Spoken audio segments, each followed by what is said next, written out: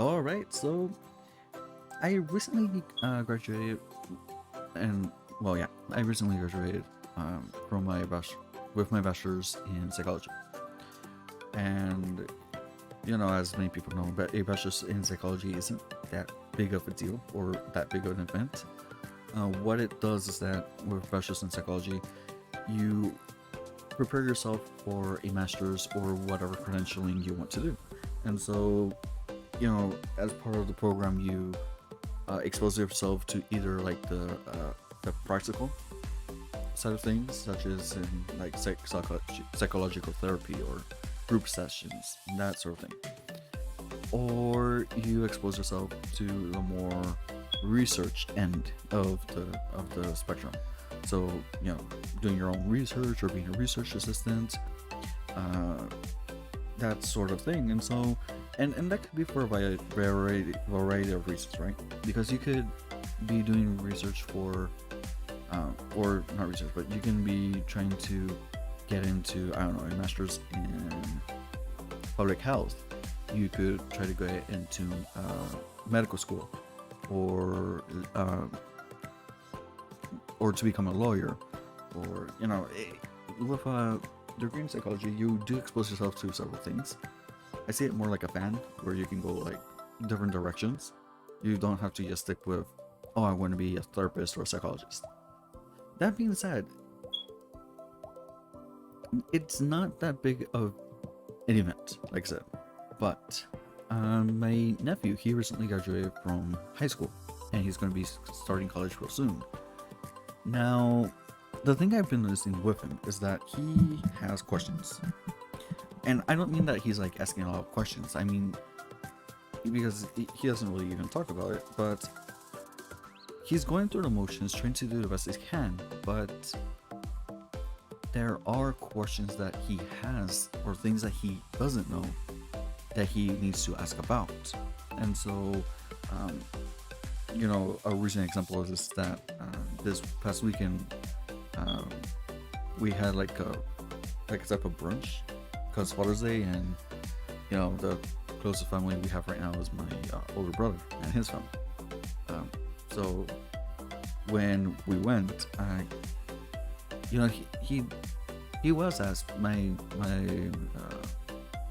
either my mother or I asked about if he had already enrolled for college, or what classes he would be taking.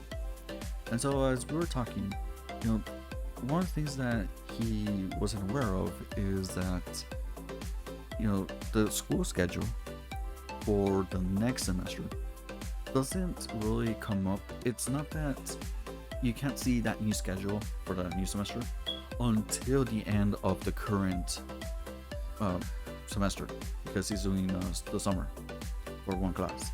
So he didn't realize that the schedule was up, and that he could already start planning for the next semester, even though he's taking one class at the college. Now, you might think, well, what does that matter? Well, it matters because in this college, the more credits you have, the more units you have, and obviously that means that seniors are going to have more units than freshmen.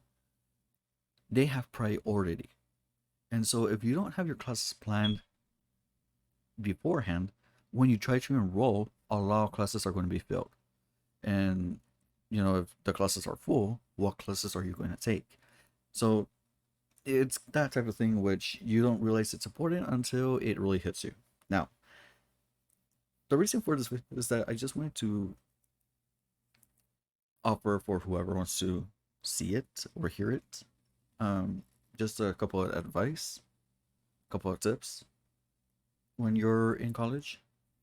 And not the sense of the American Pie, oh, the party, or the fun games and all of that. I do mean in the sense of, well, what is it about college that you have to prepare for? And so many people don't know what they want to be. Not many people want to know about what major they want. Or maybe they do go and they have a particular major in mind, but once they're there, once you're studying, the subjects, that's when you realize that, hey, you know what, maybe this is not for me, or maybe this is not what I want to do. And so what is important to keep track of is that the schools now provide a little bit more resources, so you can actually plan ahead, and they have these websites that you can look into. You can even log in with your student ID in the school's website. um, and I know that for some schools they use like something like well, not Canvas for something else, but like Webstar, for example, where you log in with your credentials as a student, and then you have options. You can, look at it and see what your current class schedule is. There's other websites such as assist.org, where you can see what are the agreements that colleges and universities have for particular programs. That way you can see, okay, what subjects do you need to take from the college you're going into in order to transfer out to your bachelor's, which is what I did. Um, there's other programs such as, degree works, or there's many programs, right? A lot of online websites that help you with that. And the purpose is that if you have something in mind, you can start tracing your pathway through that, seeing what you need to take, what you don't need to take, what you can do. And here's the thing: when you're beginning, nobody expects you to have all the answers, or actually, nobody should.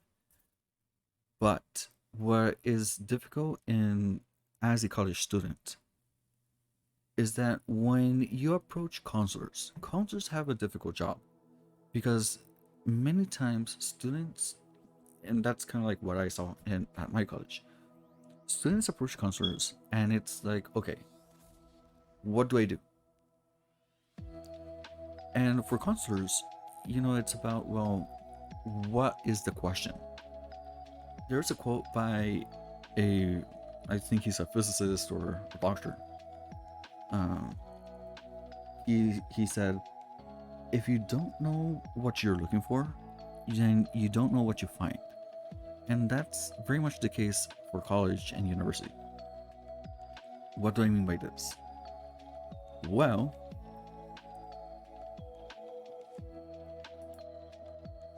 what I mean by this is that if you don't know what you're studying for, then how do the counselors know what classes you should take, or what classes to suggest, or what types of financial aid to request, or what types of scholarships, or what way to direct you to do?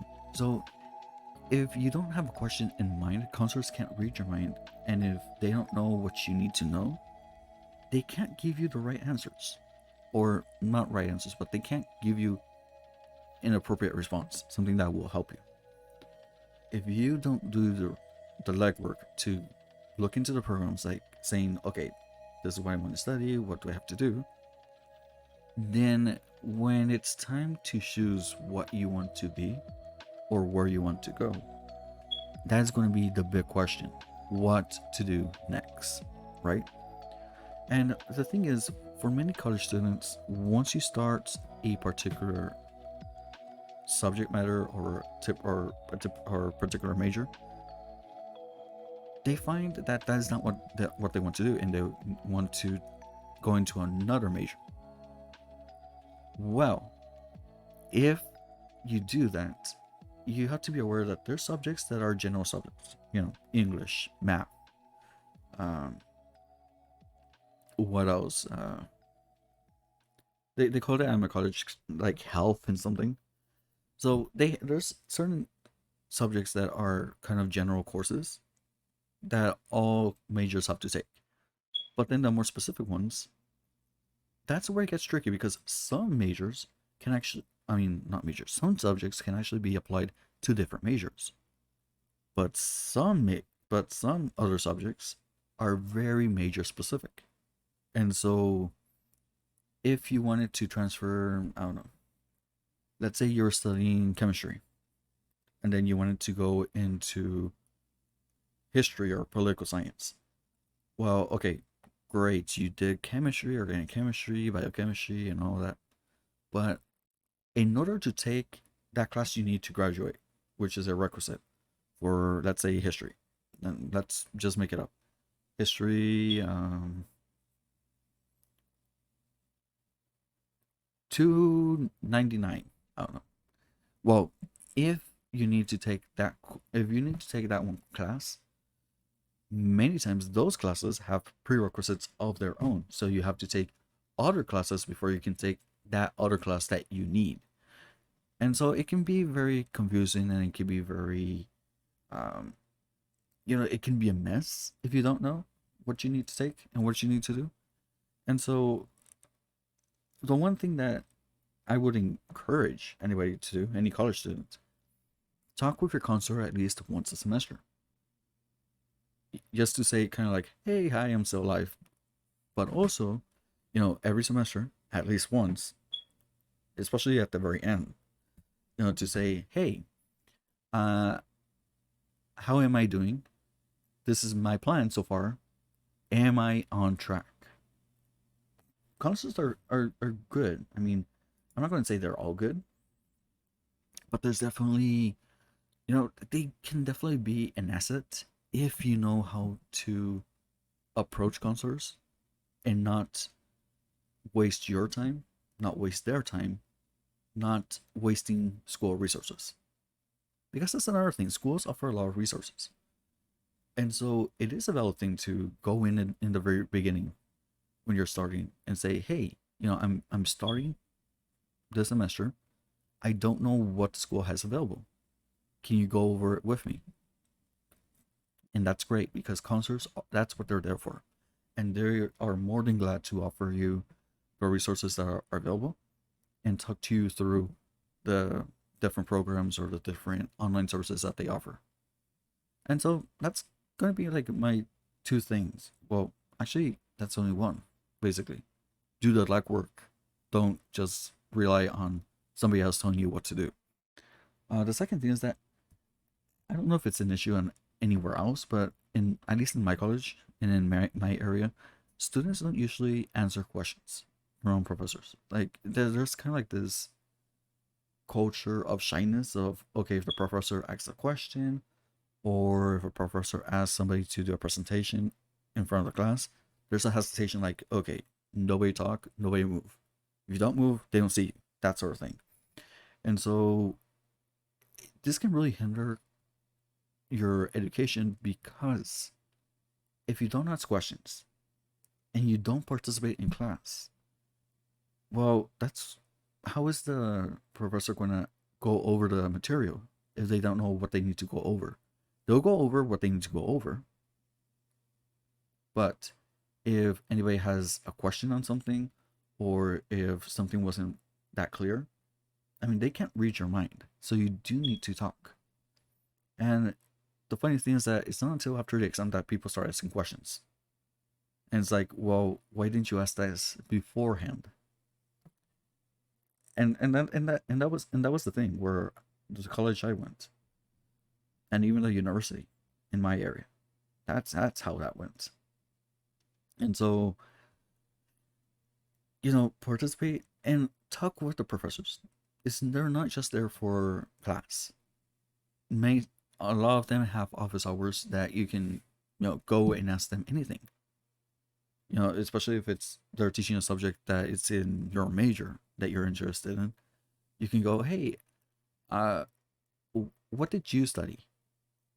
Where did you study? How did you do it? What have you worked on, or what's, the good, the bad? Professors like communicating with students. Now, I wouldn't say all of them, but, you know, I've met many professors that they're more than happy to talk you through everything, and they are very willing to talk to the students. It's just the students don't want to talk to them. But once you get them talking, they will go over anything, and they'll try to help you in any possible way. But that's kind of like decisions for each person. And so those are two like pieces of advice I would offer.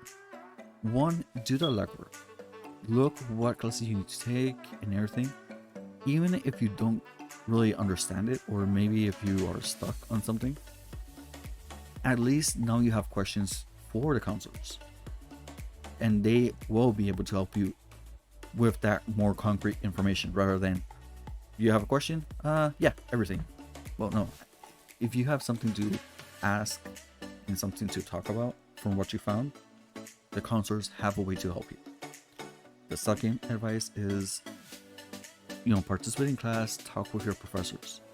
Even if they don't have the time after class, they do have office hours where they have that time that is given to them by the school so that they can talk to students for any reason.